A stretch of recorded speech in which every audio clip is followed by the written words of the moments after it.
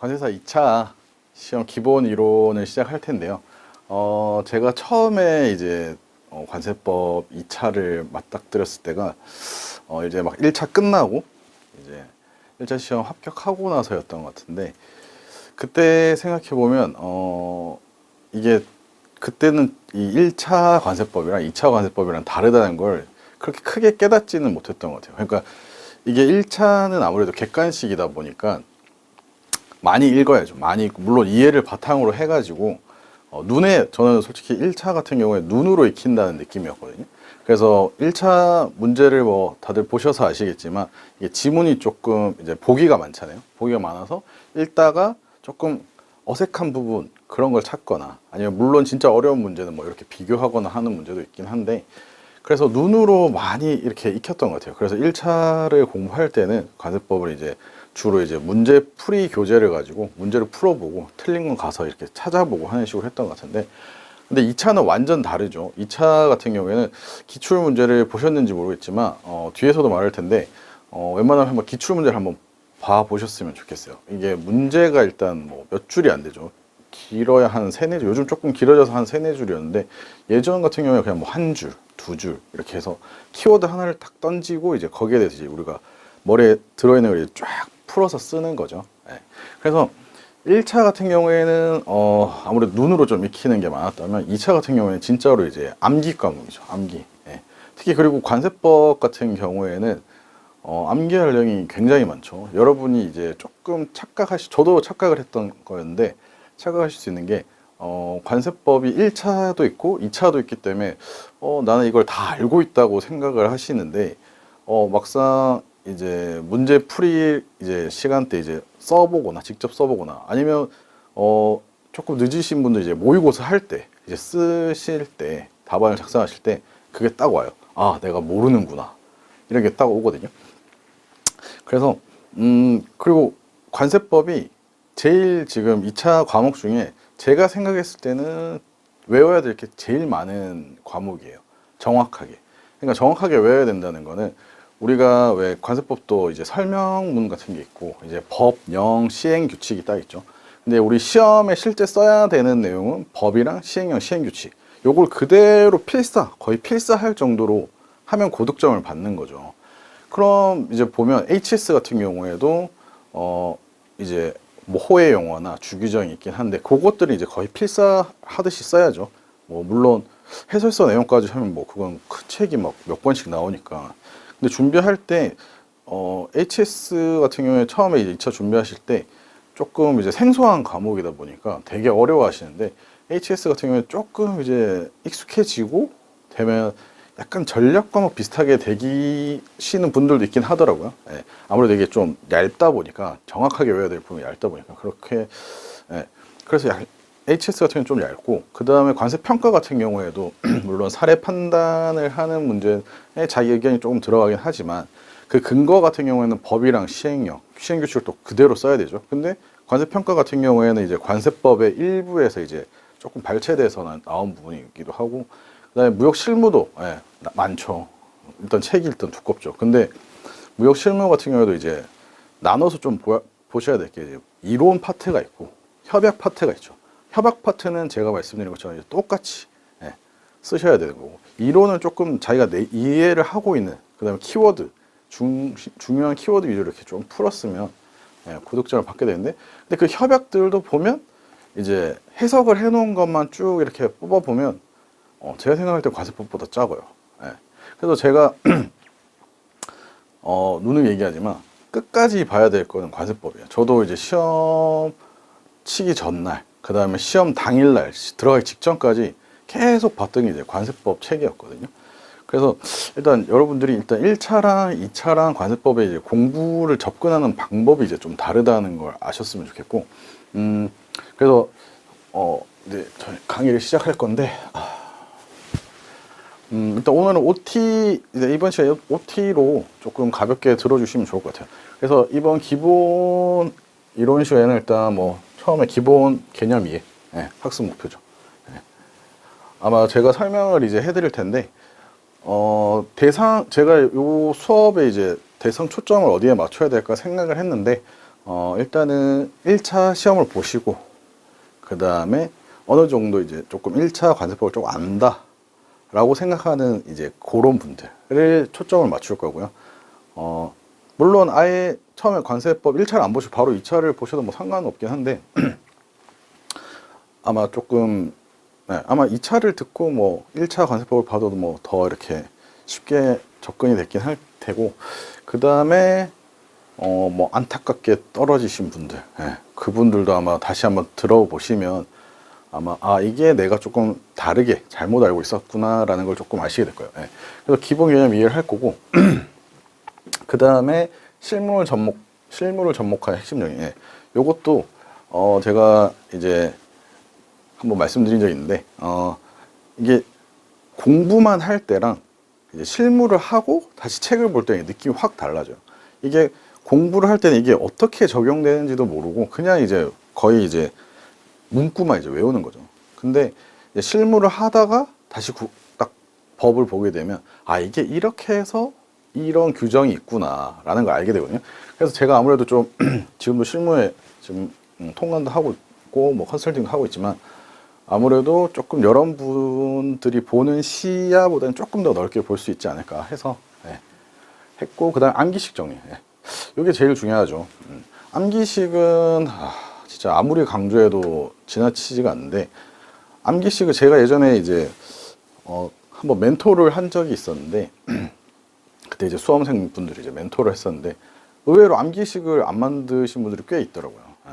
그래서 저도 처음에 근데 공부할 때 좀 그랬어요. 그냥 이거를 그냥 외우면 되지 뭐 암기식이냐 이렇게 했는데, 이게 우리가 시험이라서 그래. 시험이라서 그래. 이게 진짜 관세법으로 이제 뭐 논문을 쓰거나 이럴 거면 뭐 그렇게 안 해도 되는데, 시험은 시간이라는 한계가 있죠. 시간이라는 한계가. 그래서 내가 아무리 많이 알고 있어도 이 시간이라는 제약이 있단 말이에요. 이 짧은 시간 안에 키워드가 하나 딱 던져졌을 때 암기식을 쭉 이렇게 떠올리고 그걸 이렇게 옆으로 쫙 쓰는 이런 게 필요하단 말이죠. 그리고 지금 말씀드렸듯이 양이 굉장히 많아요. 우리가 외워야 될 양이 많기 때문에, 그래서 암기식으로 꼭 이번에 좀 제가 정리를 계속 해드릴 테니까 한번 같이 해보시고, 근데 꼭 암기식은 제가 정해드린 대로 꼭 안 하셔도 돼요. 물론 자기한테 잘 맞는 거 아니면 자기가 나름대로 만든 거, 우리 자기가 나름대로 만든 게 더 오래 기억되기도 하거든요. 그래서 암기식 정리까지 해드리고 그 다음에 제가 이제 교재가 나왔는데 이제 교재의 특징에 대해서 좀 말씀을 드리고 해야 조금 효율적일 것 같아가지고, 제 교재의 특징은 일단 보시면 뭐 한 주제를 한 페이지 구성, 뭐 법령 부분 중심 편집, 목차 노트의 활용성 증대 이렇게 돼 있는데 일단 예시를 한번 볼까요? 보시면 하나의 주제를 하나의 페이지 구성. 제가 수험생 때 공부할 때 저도 이제 법령집을 하긴 했거든요. 마지막에 했는데, 법령집이 보면 뭐 요렇게 대부분 요렇게 돼 있죠. 이렇게 한 세 등분은 되고, 여기 법, 여기 시행령, 여기 시행규칙 이렇게 돼 있죠. 그래서 요렇게 돼 있어요. 이런 식으로. 그렇게 돼 있으니까 여기에 내용이 이렇게, 지금 여기 보시면 여기 시행령 내용 이렇게 많은데도 요 페이지밖에 못 쓰는 거야. 그러니까 여기 밑으로 내려가고 다음 페이지로 넘어가고, 그러다 보니까 조금 불편하더라고요. 그래서 저는 조금, 물론 이런 식으로 지금 뭐 나오는 교재 있을지 모르겠지만 저는 약간 요걸 좀 탈피를 하고자, 여기 시행규칙 부분인데 요걸 완전 줄여버리고 요 법 적용의 원칙 등 요 주제가 있거든요. 요 주제에 맞춘 내용들을 다 그냥 한 페이지에 넣었어요. 그래 이제 이게 한눈에 딱 들어오고, 그 다음에 요거에 연계된 시행령 내용, 요것들을 이제 한눈에 볼 수 있죠. 그래야 요것들에 대한 이제 이해도가 올라가는 거죠. 그리고 연관관계도 알 수 있고.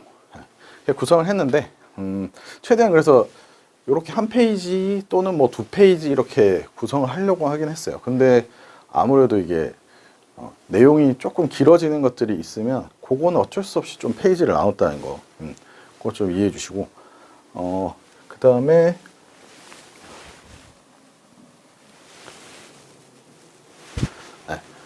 법령 부문 중심 편집. 예, 이게 무슨 말이냐면, 예전에 저도 처음에 이제 공부했을 때 기존 이제 관세법 책을 이제 사서 이제 공부를 했죠. 공부를 했는데, 이제 그 강사님들이 이제 자기 나름대로 이제 요 법령 문구에 대해서 설명을 하는 설명문들이 뭐 막 적혀 있어요. 설명문들이 막 적혀 있고, 요런 법 문구는 이렇게 딱 따로 돼 있어.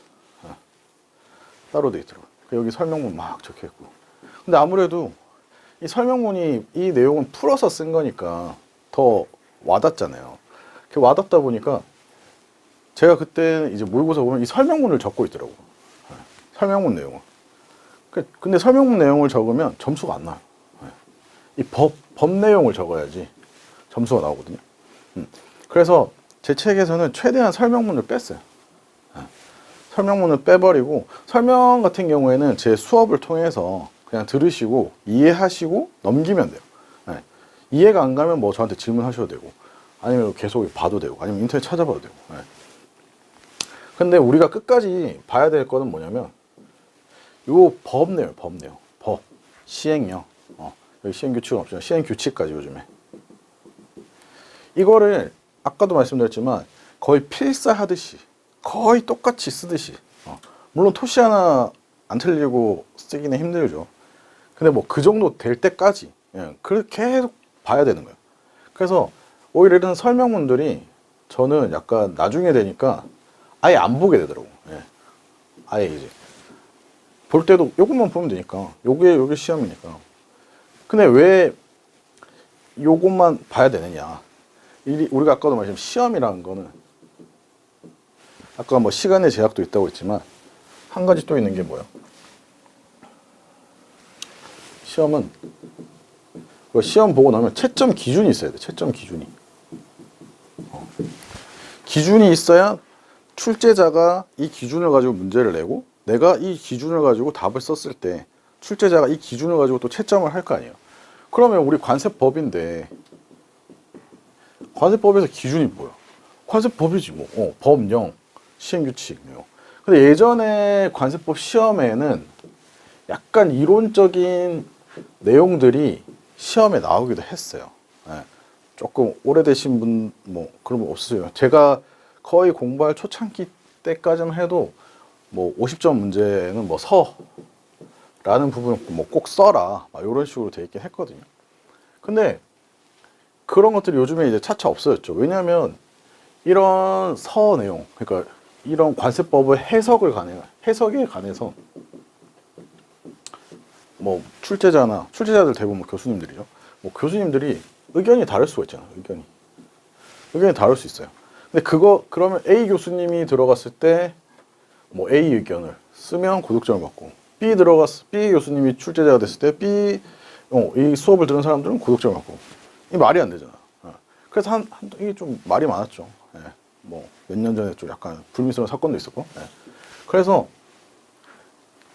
이제는 지금 시험 트렌드를 보면 딱 법 내용을 딱 적게 돼 있어요. 저는 이게 맞다고 생각해요. 이게 왜냐면 기준이 딱 똑같아야지 출제자랑 수험생이랑 기준이 딱 똑같아야지 채점이 공정하죠. 공정해질 수 있으니까. 그래서 제 책에서는 최대한 설명은 없앴어요. 근데 조금 이해를 돕기 위해서 이런 도표들, 이런 것도 뭐 담보 관련 내용인데 뭐 이렇게 뭐 첨부 서류나 평가 방법까지 정리해 놓은 거죠. 이렇게 표로. 여기도 뭐 정정 보정 신청, 수정 신고 이런 것들 정리, 요런 거 내용의 이해를 위해서 조금씩 정도는 들어가 있어요. 근데 최대한 아마 근데 나중에 여러분들도 이게 공부가 조금 어느 정도 되시고 나면 아마 이런 거 안 보게 될 거예요. 안 보게 되고 요 문구만 아마 계속 보시게 될 거예요. 그래서 이렇게 구성을 했고, 그 다음에 목차 노트의 활용성 증대. 아마 제 책을 구매하신 분들은 아마 책이 두 권일 거예요. 하나는 법령집 요거 책이고, 하나는 목차 노트. 목차 노트죠. 목차 노트는 왜 만들었냐? 이거 목차 노트 따로 만들려고 하면 진짜 시간 많이 쓰고, 저도 이거 만드는데 진짜 엄청 시간을 많이 할애를 했거든요. 그리고 여기 보시면 목차 이제 제목들이 있죠. 예. 이런 것들 다 따라오고 그러면 진짜 고생을 많이 했는데 하여튼 그래서 보시면 여기 관세 징수권의 소멸시효 내용이 있죠. 요거에 대한 여기 1항, 2항, 3항이 있잖아요. 1항, 2항의 3항의 제목을 이렇게 일단 지어 놓은 거예요.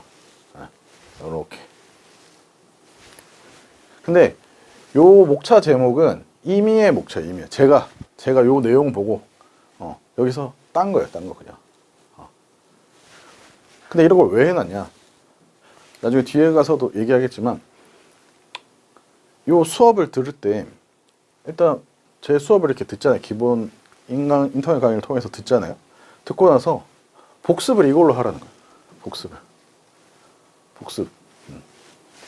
복습 방법, 지금 뭐 말하자면, 일단, 인강을 들 때 이걸 한번 같이 보잖아요. 보고 나서, 바로 복습을 할 때, 이 기본서 내용을 보지 말고, 목차 노트를 피세요. 목차 노트를 펴서, 이걸 보는 거예요. 이걸 보고, 먼저 머리로 떠올려 보는 거예요. 환급 징수권 등의 소멸시효. 징수권 소멸시효 뭐였더라? 5년? 뭐 잘못되면 10년? 요렇게. 그 다음에 환급 청구권. 뭐였지? 몇 년이더라? 이런 거. 기산일? 언제였지?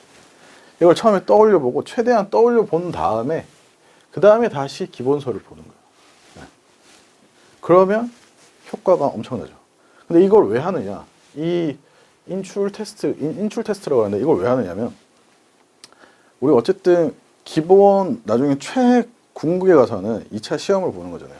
그때는 우리가 하는 게 뭐냐면 시험 문제를 몇 줄을 보고 그걸 떠올리는 거예요. 머리로. 떠올려서 손으로 쓰는 거예요. 네. 손으로 쓰는 건 기계적인 거예요. 기계적인 거. 머리에 들어있으면 손은 다 금방 써지거든요. 물론 조금 뭐 느리신 분들 있긴 한데 근데 진짜 막 머리에 떠오르는데 이게 너무 느리다 이러면 그건 좀 연습을 하셔야 되는데 근데 그런 사람을 거의 못 봤어요. 네. 머리에 떠오르면 대부분 다 써요. 그리고 시간 안에 다 써. 웬만하면. 네. 그래서 그런 그 시험에 가까운 연습을 계속 하는 거예요. 요렇게 머리를 떠올리면서.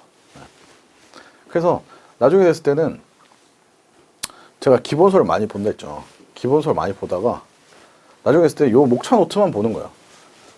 목차 노트만 보면서 이게 이 내용 처음에 시작할 때는 뭐 여기 구배달 행사지원 소멸 완성된다 뭐 이렇게 10년 5년 관세징수권 소멸시효 10년 5년 약간 이런 식으로 외우다가 이렇게 떠올리다가 나중에 요 살들을 계속 붙여나가는 거예요. 그렇게 해서 나중에 목차 노트만 가지고 계속 회독을 늘리는 거죠. 이렇게 하다가 모르겠다 하면 다시 기본서 보고 이런 식으로 그렇게 하는데 아까 말씀드린 암기식이랑 마찬가지로 요 제목도 본인들이 따셔도 돼요. 저는 이제 가이드만 주는 거고 본인들은 난 이게 더 맞는 것 같아 하고 그냥 화이트로 지우고 쓰셔도 돼요. 그리고 여기 보면 여기 암기식도 따놨죠. 이렇게 암기식도 다 해놨거든요. 물론 중간중간에 가끔씩 빠진 게 있긴 있는데 그런 것들도 이런 것들도 여기 징수권 기산일 신보수 부증답 저는 이렇게 했거든요. 근데 여기 난 이게 좀 안 맞는 것 같아 이러면 다른 걸로 요거 그냥 화이트로 지우고 그 위에다가 따로 써놓으셔도 돼요. 그래서 최대한 이 목차 노트를 좀 활용을 많이 하셔라. 이거를 보고 공부를 하는 게 결국 최종 시험을 계속 연습하는 거랑 똑같은 거예요. 그래서 이렇게 구성이 돼 있고, 그 다음에 일단 이번 OT 시간이니까 수입의 흐름도라고는 돼 있는데 이게 우리 2차 시험 과목들이 어떻게 좀 적용이 되는지를 조금 보려고 하는 건데 일단 수입 신고 전까지 뭐 여기까지는 거의 이제 무역 실무가 무역 실무죠. 뭐 무역 실무 같은 경우에 매도인 매수인 그러는데 여기서 그냥 간단하게 수입자 수출자라고 할게요. 수입자 수출. 물론 의미가 조금씩 다를 수 있는데 간단하게 설명해서 일단 무역 수입을 하려면 수입자랑 수출자랑 일단 수입자가 뭐 해외 시장을 뭐 조사하고 뭐 공급처를 찾고 뭐 이런 거 무역실무 배우잖아요. 하여튼 그렇게 해가지고 둘이 계약을 체결해요. 계약 체결. 이게 무역실무 파트죠. 계약 체결을 할 때 물론 계약서도 쓰죠. 계약서를 쓰거나 아니면 인보이스 발행하거나 상업송장. 상업송장에 무슨 내용을 쓰냐? 품명, 어떤 물건, 그 다음에 수량, 그 다음에 단가, 금액 이런 거 써야죠. 그 다음에 뭐 수출자 누구인지, 그 다음에 수입자 누구인지, 이런 거 막 쓰죠. 그리고 여기에 주로 쓰는 게 요 계약을 체결하면서 우리가 그 배웠던 인코텀즈, 정형거래 조건. 이 내용을 인보이스에다가 써요. 뭐 CIF로 할 건지 FOB로 할 건지, 뭐 보통 CIF 아니면 FOB 많이 쓰긴 하는데, 요렇게 작성을 하죠. 그리고 패킹 리스트라고, 이것도 묘 실무 시간 때 배우죠. 요 실제 물품에 대한 무게나 그다음에 뭐 물품들을 이제 박스에다가 포장할 수 있잖아요. 그럼 뭐 박스가 몇 개다, 뭐 박스 수나 뭐 카톤 수 뭐 이런데, 뭐 팔레트 하면 팔레트가 몇 개다, 뭐 이런 거. 그다음에 총무게랑 순중량 뭐 이런 거 배우시죠. 총중량이랑 뭐 순중량 이런 것들을 이렇게 기재를 해요. 그렇게 해서 이 서류들을 수입자한테 줘요. 그리고 나서 FOB를 가정을 해볼게요. FOB로 가정을 한다면, 그럼 수입자가 무역실무 아시겠죠? FOB를 가정했으면 수입자가 이제 운임에 대해서 국제 운송에 대해서 이제 책임이 있잖아요. 그래서 수입자가 요거를 뭐 선박회사나 이런 데다가 계약을 해요. 계약을 해가지고 선박회사랑 계약을 한 서류고, 그다음 요게 BL 선화증권.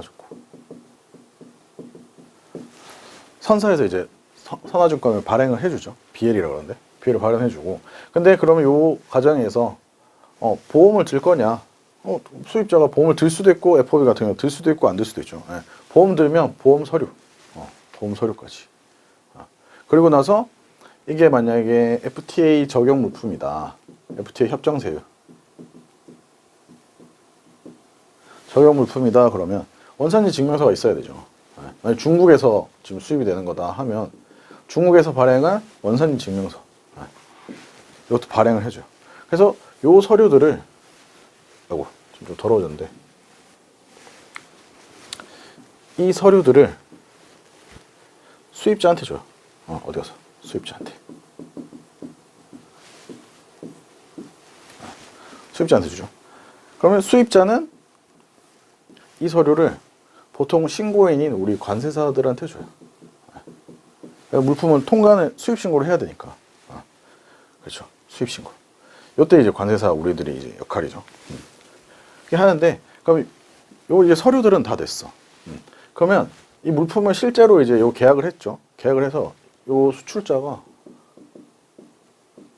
물품을 이제 뭐 배에 싣거나 이렇게 하죠. 물품 실어요. 그러면 이거를 이제 배에 실어서 온다 치자. 오면 이제 와서 어디다 내려? 도착해서 우리나라 이제 보세구역이라는 곳에 넣어요. 보세구역. 보통 대부분 보세구역으로 다 들어가요. 대부분. 물론 아닌 경우도 있어요. 들어가서 얘가 이제 장치가 되죠. 거기 뭐 보세 창고나, 보통 이제 보세 창고에 이제 장치가 되죠. 장치가 되면 이제 우리 관세사들은 이 준 서류를 가지고 수입 신고를 해요. 수입 신고. 이때가 뭐냐? 이제 관세법. 이게 관세법의 영역이죠. 지금 앞에 내용은 거의 다 이제 무역 실무의 내용이에요. 무역 실무. 이제 관세법의 내용이죠. 그래서 수입 신고를 해요. 수입 신고할 때, 근데 만약에 이 인보이스 금액에 인보이스 금액이 만약에 물건에 100원이었다. 근데 이 운임비가 50원이었다. 그러면 뭐요? 우리 평가 배웠잖아요. 운임비 금액에 포함 안 돼 있으면 더해준다. 그래서 이때 우리가 신고할 때 신고할 때도 품명, 규격, 뭐 수량, 단가, 금액 이런 걸 쓰거든요. 그리고 나서 이제 가산 요소들, 가산 요소들도 기재를 해줘요. 이 가산 요소랑 이제 가격, 과세 가격을 이제 적는 거죠. 신고할 때. 이게 요거를 이제 과세 가격이 얼마인지 하는 게 관세 평가죠. 관세 평가. 이때 이제 관세 평가가 나온 거죠. 근데 보통 실제로는 관세 평가 뭐 이런 운임이나 이런 건 우리가 이제 간단하게 눈에 보이니까 이렇게 더해주고, 보험료 같은 경우도 보험소리에 보험료가 있으면 보험료도 더해주고 이러는데, 관세 평가는 솔직히 이제 사후 세액 심사, 우리 배웠던 것처럼 이제 다 세액 심사는 사후 수리 후에 이제 하는 원칙이죠. 그럴 때 좀 많이 쓰이긴 해요, 관세 평가가. 뭐 이것 때도 많이 쓰이긴 하지만, 그 다음에 우리가 적어줄 때 또 이제 세율을 적어줘요. 세율을. 세율을 적는데, 만약에 우리가 이제 관세사들이 요 서류들을 받았어요. 인보이스 받았어. 그럼 만약에 이게 뭐 플라스틱 제품이다. 그러면 우리는 이제 관세사니까 HS 코드를 따야죠. 배운 대로. 보통 플라스틱 기타 제품 뭐 3926이거든요. 그렇게 따서 그러면 392690에 뭐 900인가? 하여튼 거기에 따른 이제 세율이 있겠죠. 뭐 8%. 그거를 이제 우리가 이제 적용하는 게 HS. HS. 관세율표죠. 이렇게 과목이 다 적용이 되는 거예요. 그러고 나서 우리가 이제 신고를 해요.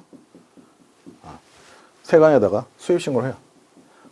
뭐 뒤에도 얘기하겠지만 뭐 납세 신고 같이 해야 하는데 뭐 가격 신고도 하고, 수입 신고를 하면 세관에서 심사 및 검사를 해. 심사 같은 경우에는 이제 뭐 수입 신고 내역, 내역이 뭐 적정한지, 뭐 부족한 좀 더 확인해야 될 사항이 있으면 뭐 요 서류들을 세관에 제출하라고도 해요. 제출. 그리고 근데 좀 더 이 물품에 대해서 뭐 확인할 게 있다 이러면 실제로 검사까지 해요. 현품을 이제 열어가지고 포장된 걸 열어서 세관 공무원이 이제 와서 검사도 해요. 검사하고 이제 뭐 아무 문제 없다. 뭐 문제가 있으면 또 그거 뭐 보완하라고 하긴 하는데, 문제가 없다 그러면 이제 수리를 해줘요. 수리를 해주면 이제 반출하죠. 근데 요거 지금 아까 물품은 아까 어디 있다고 했죠? 창고에 있다 그랬죠. 창고에 있는데, 그러면 여기서 아까 창고에다가 요 수입자, 수입자가 여기 운임을 뭐 운임 인보이스에 따른 금액인데 하여튼 간략하게 말해, 운임을 주면 선사는 여기 창고에다가 물품을 넣어놓고, 물론 운반해주는 다른 사람 있죠. 그 다음에 수입자한테 DO를 줘요. DO. 딜리버리 오더. 그러면 수입자는 요 선사한테 받은 DO랑 우리 관세사한테 받은 수입신고 필증, 요거를 가지고 창고로 갑니다. 창고로 가서 수입자는 이제 요거는 우리 선사에서 보내준 물품이고, 그 다음에 통관 과정까지 다 끝났다. 필증으로. 그래서 우리는 반출하겠다. 요게 수입의 1년의 과정이에요. 아마 요거를 조금 이해를 하고 계시면, 지금 물론 뭐 2차 과목이 어떻게 적용되는지도 약간 보여드리려는 것도 있는데, 요 1년의 요 수입신고 이후부터 1년의 과정을 조금 이해를 하고 계시면 뒤에 수업할 때 좀 더 이제 많은 이해가 잘 되실 거예요. 그리고 그 다음에 최근 이제 5년간 기출 한번 분석을 해봤는데, 근데 5년이라서 그렇지 지금 시험이 뭐 40회가 넘었죠. 그래서 거의 나올 때는 거의 다 나왔어요. 뭐 50점짜리 나오고 했는데.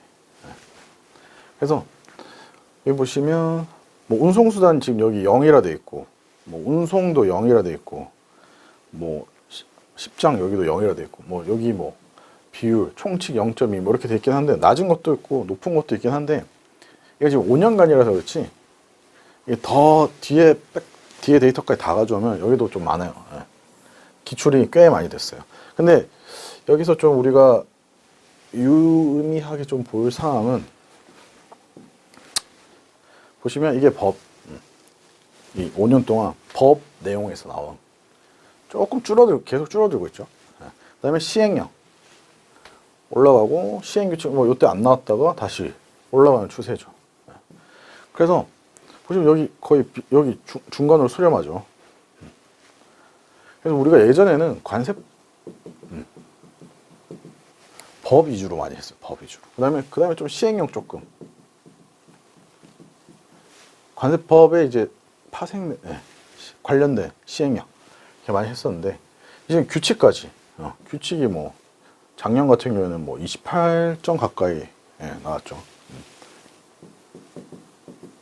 그래서 이 상황은 왜 그런가 좀 생각을 해봤는데, 출제자들도 법에서는 계속 문제를 내고 했기 때문에 더 이상 낼 데가 없는 거예요. 그러니까 뭐 시행 규칙에서 내고, 가끔 뭐 보칙에서도 내고, 그런 거예요.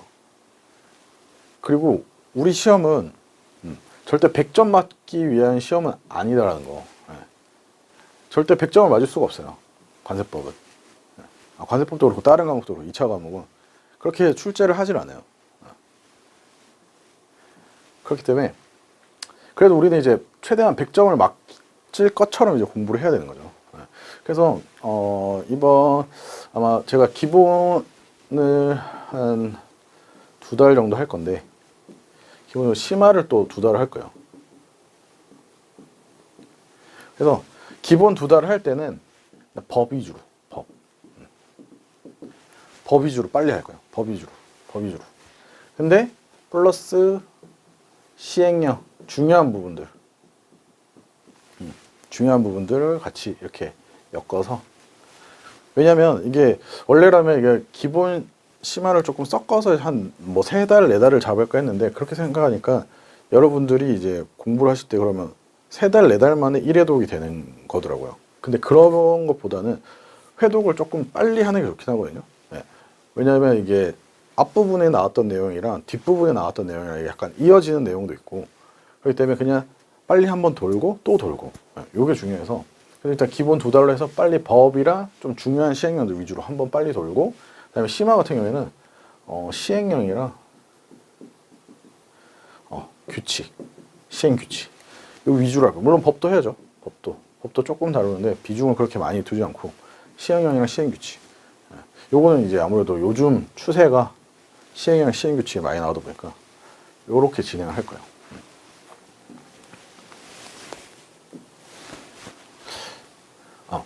그래서 아까 전에 좀 말씀드린 건데,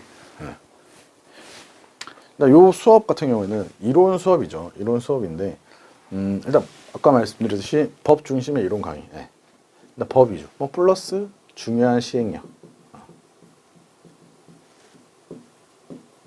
중요한 시행령.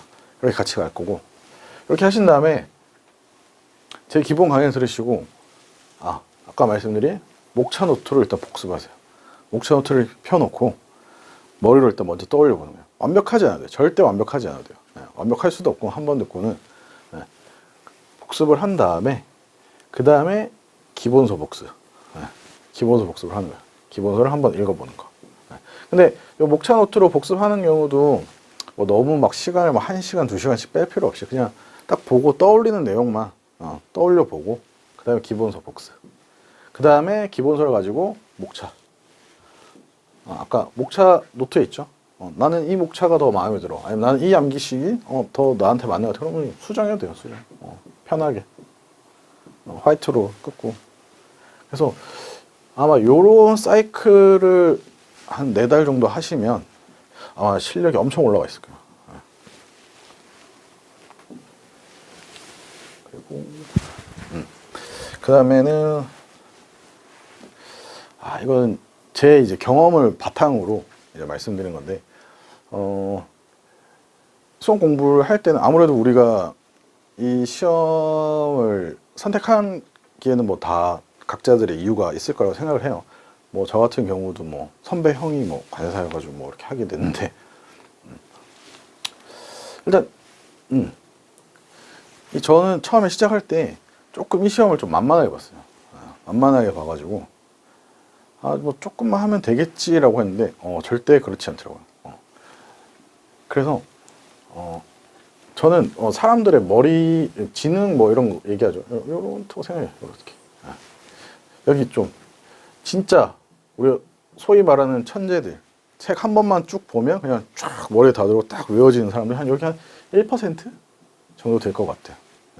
그다음 여기 밑에 1% 진짜 열심히 하는데도 진짜 안 되는 사람들 한 1% 아니면 0.5%?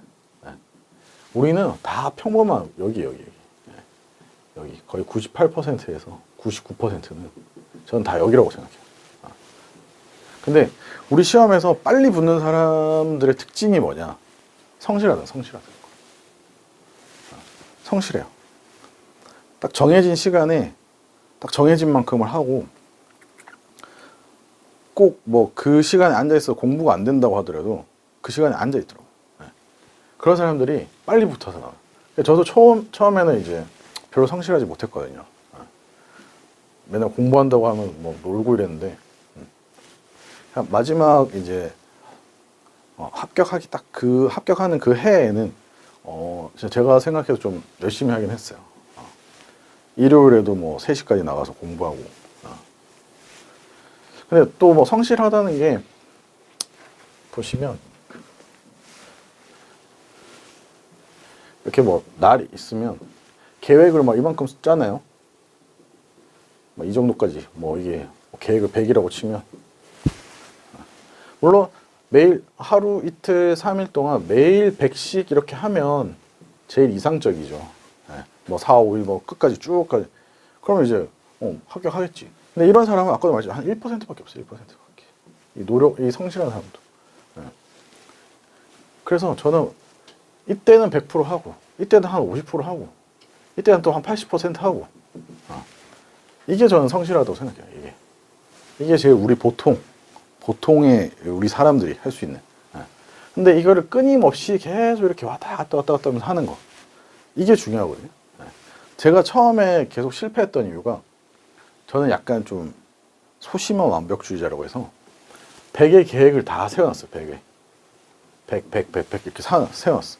엄청 타이트하게 계획을 세워놓은 거죠. 그래서 첫날은 100까지 해.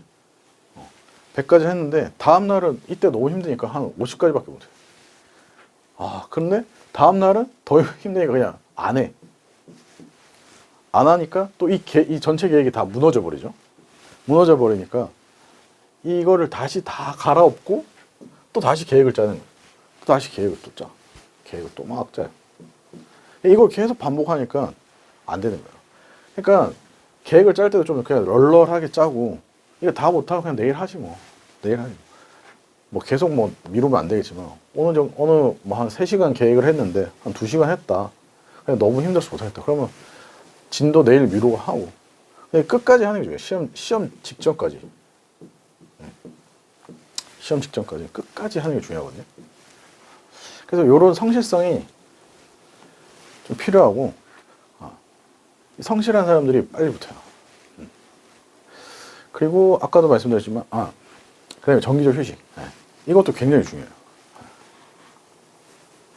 저는 수험 생활할 때 일주일에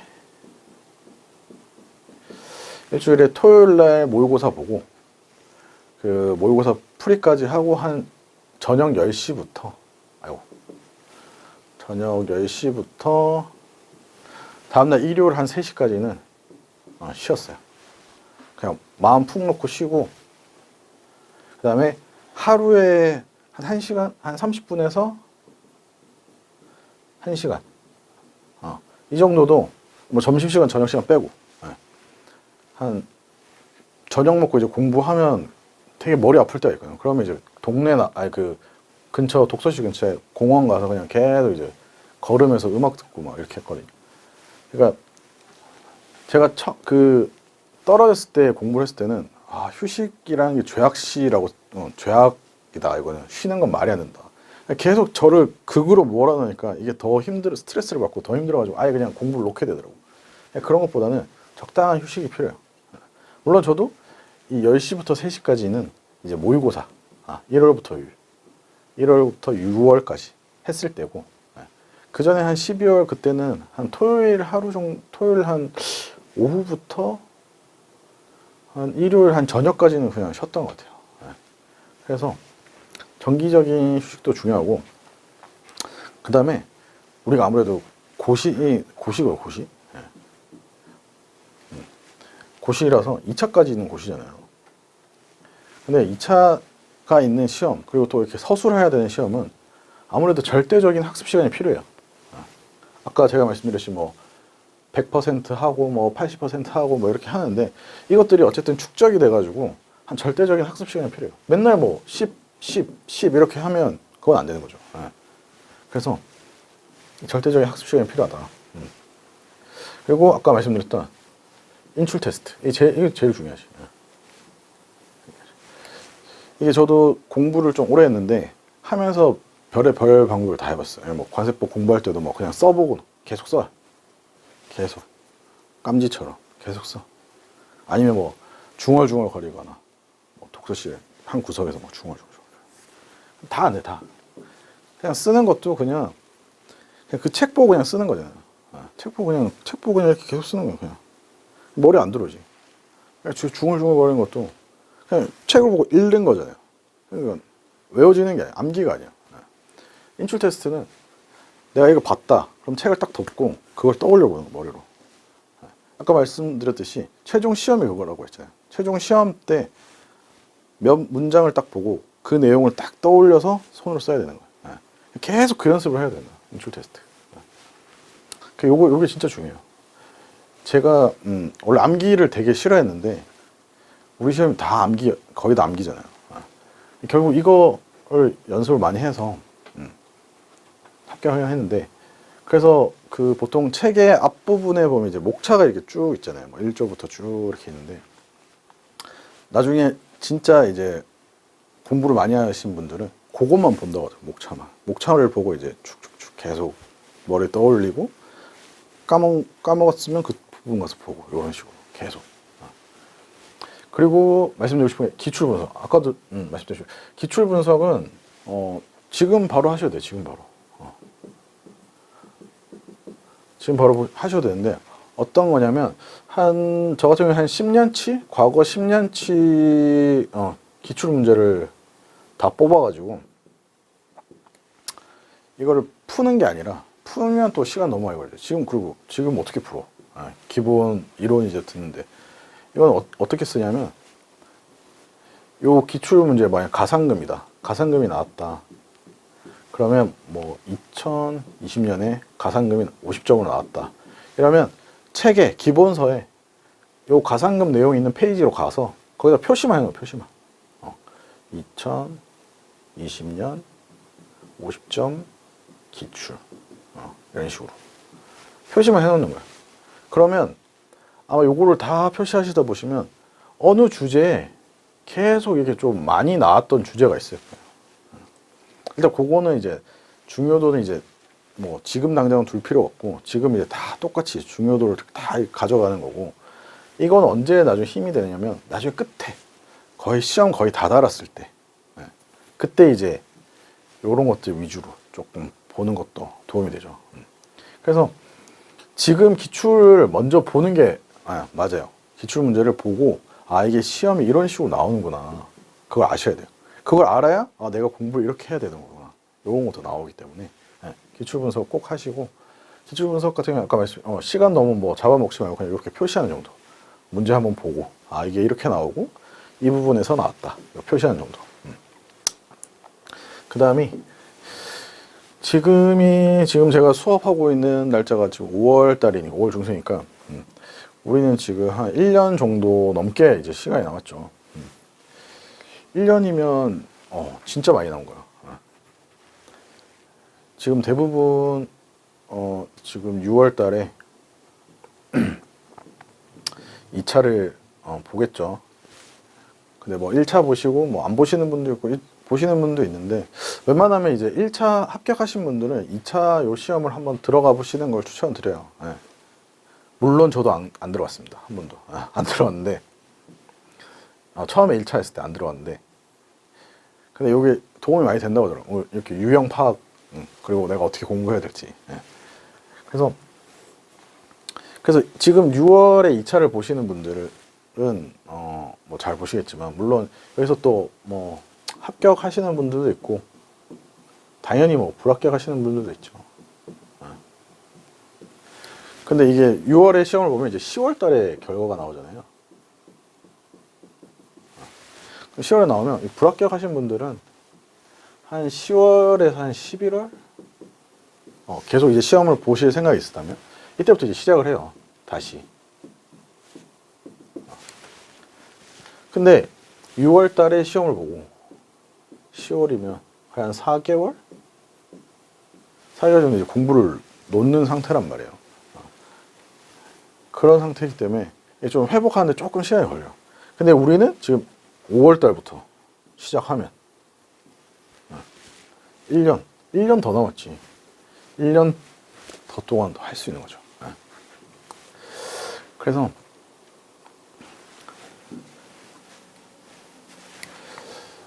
앞으로 한 1년 정도 남았는데, 물론 이제 기본 이론도 있고 심화도 있고 아마 문제 풀이 과정도 있고 뭐 모의고사도 있을 텐데, 이런 것들을 바탕으로 해서 제가 또 설명도 또 해드리고 할 테니까 한번 열심히 해보시기 바랍니다.